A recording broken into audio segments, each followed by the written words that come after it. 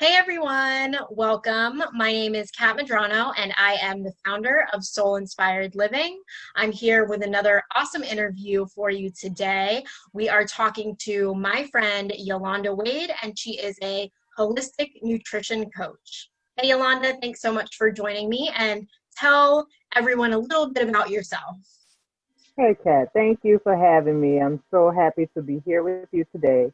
Um, just recently became a holistic nutrition coach. I'm trying to get my business off the ground, but my journey started maybe about 9 years ago when I found my passion for food and nutrition and just health overall. Um, Years ago, I was diagnosed with high blood pressure and I didn't want to take the medication route. So I started doing research on changing my diet. And it was just amazing that when I cut out the red meat, my blood pressure just dropped tremendously. And then I just kept going on from there and just did a lot of research and stuff and found that I was very, very interested in people's nutrition and, the causes of the ailments that we're facing today, diabetes, high blood pressure and stuff like, going on today in the world. So, and just finding that the cure to the majority of all this is in our food. So that's why I continue my research and I continue my study to just help others.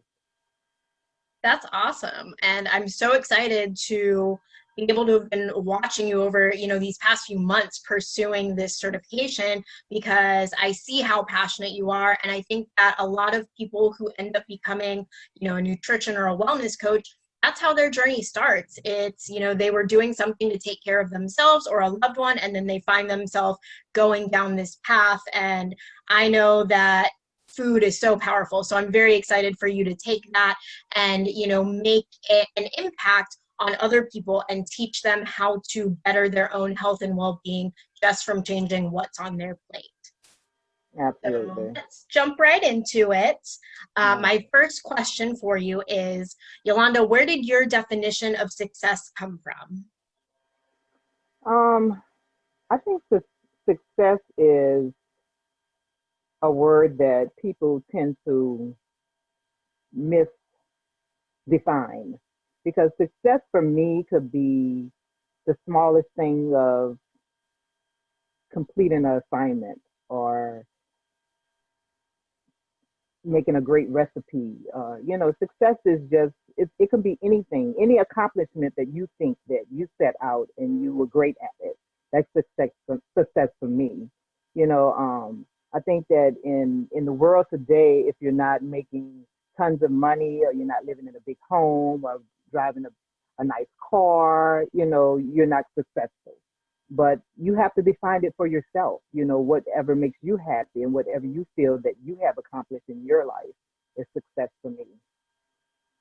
That is awesome. What I've learned so far just from having this conversation with you and a couple of other people, nobody's definition of success is exactly the same. So you hit the nail on the head by saying that, you had to define it for yourself. Absolutely. So what are some of your daily rituals or practices that you do in order to keep you moving the bar towards being successful? For me, getting up every morning, just waking up is just, I think, the greatest accomplishment to me. Just being grateful, to open your eyes every morning. So some of the things that I do every single day is I practice yoga, making sure that I'm taking care of my body. I do meditation, because I go to work every single day and I spend more time at work than I do at home. So I make sure that every morning before I leave, my home, that I am taking care of myself, pampering myself when I get home in the evening. I get, maybe soak in the tub, just relax, light some candles, listen to, some nice music. I think that you always have to, in this busy world today and in this pandemic that we're going through, you always have to remember to take care of yourself. Whether whatever it may be, don't forget about you. And that's what I try to do every single day, is not to forget about me. I 100% agree. And with that being said, so it sounds like, you really put a daily focus on self-care. So I'd like to know, if you feel any difference at all, or if you notice a difference on the days that maybe for whatever reason, you were short on time and you didn't get to really do what your normal rituals are, number one, do you notice it? And number two, if you do, what are the effects of you missing those things? Absolutely. When I get out of my norm and don't do my routine, and it's just a force of habit with me. So when I'm not able to do it, I feel like I'm just missing something out of the day. So I try to fit it in, later on at night if I can. Sometimes I'm too tired, but I make sure that I try to start over again. I don't beat up on myself. I just start over again the next day and just make sure that I get it in so that I won't get too far behind on my own self care. And that's an important reminder, not beating up on yourself. I think anybody who's watching, if you have done that, you've given yourself crap for not meditating or, just skipping working out or something like that, it makes it worse if you beat yourself up. Just go to bed and start over the next day, right? Absolutely. Absolutely. So on a scale of 1 to 10, how much does money define success for you? Money for me, I don't think that money for me defines success. I think that money is just a tool that we need to live in this world. It's something that we have to, provide shelter over our head, to be able to eat. But I don't think that it defines success. I think that it's a tool that we need to live in this society, to live in this world today, because that's what, it's a part of living. So it's not on the scale, I would say maybe a five, Okay. maybe a five, because it's really you can be successful without money to me. It's just depend on how you want to live your life and define success for yourself. I don't think money defines being successful. Yes, absolutely. And it's crazy how different everybody rates that question because we live in a society that leads us to believe that, in order to be successful, 10, money should be like the number one thing. That's what defines your Yeah, success. So I like that you were very honest and transparent about how that really rates for you. yeah. And on a scale of 1 to 10, how much does happiness define success? Happiness for me is a 10.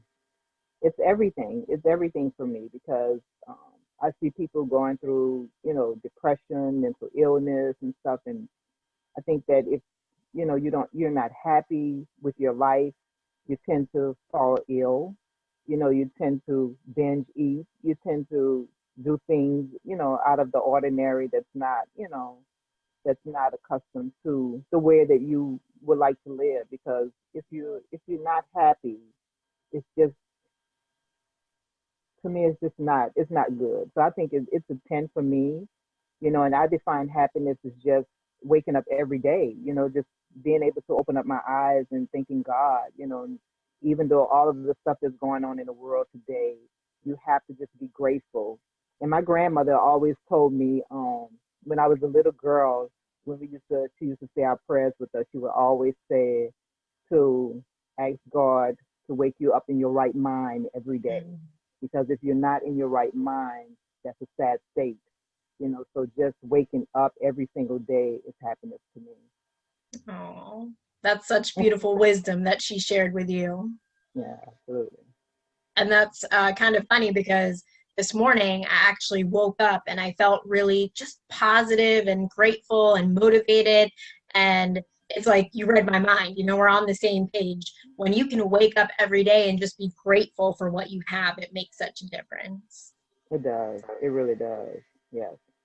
And now I know you could share a wealth of knowledge about this, but because you rated happiness so high, what's one piece of advice being a holistic nutrition coach?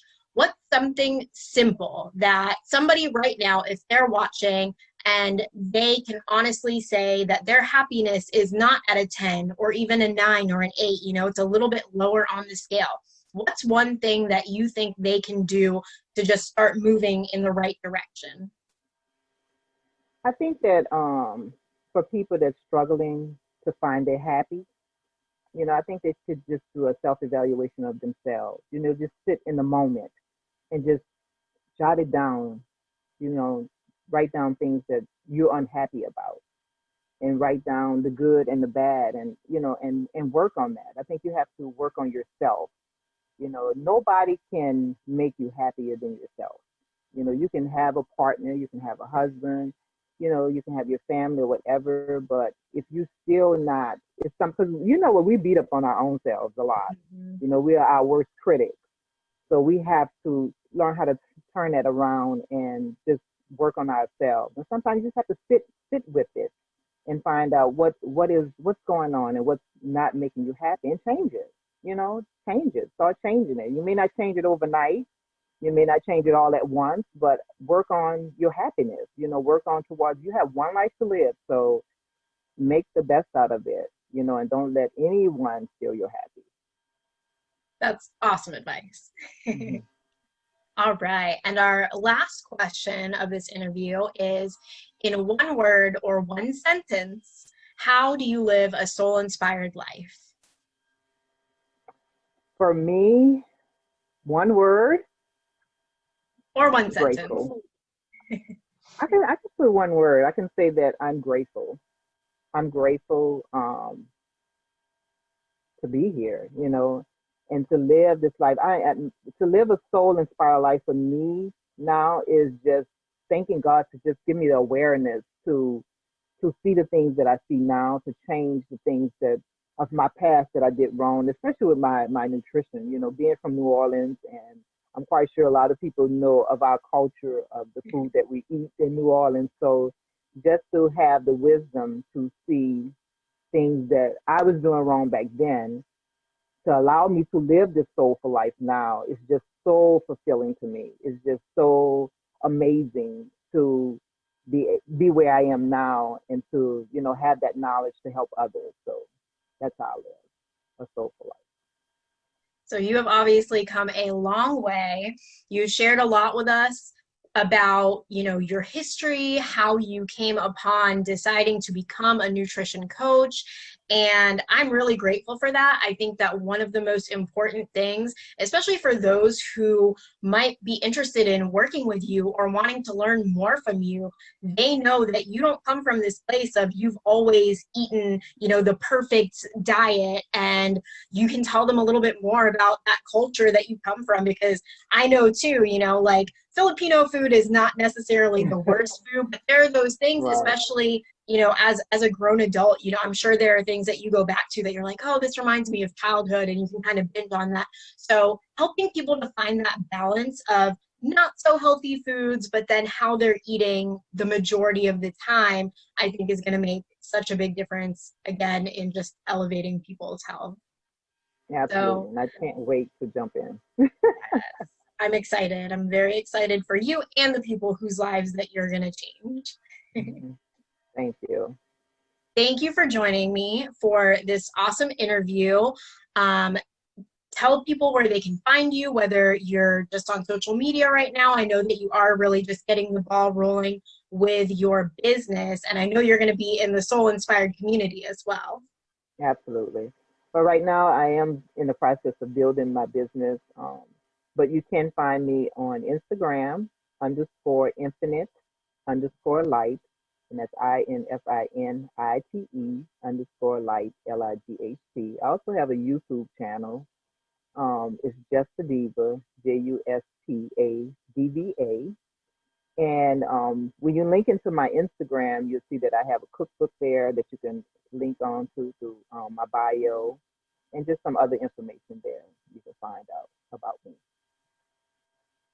We've got lots of awesome resources. I'm going to make sure that I plug them in the notes. So anybody who's interested, if you want to go check out Yolanda on her YouTube and on Instagram, I'm going to make sure that you have that information. I've got to go check out this cookbook as well, because this sounds really good.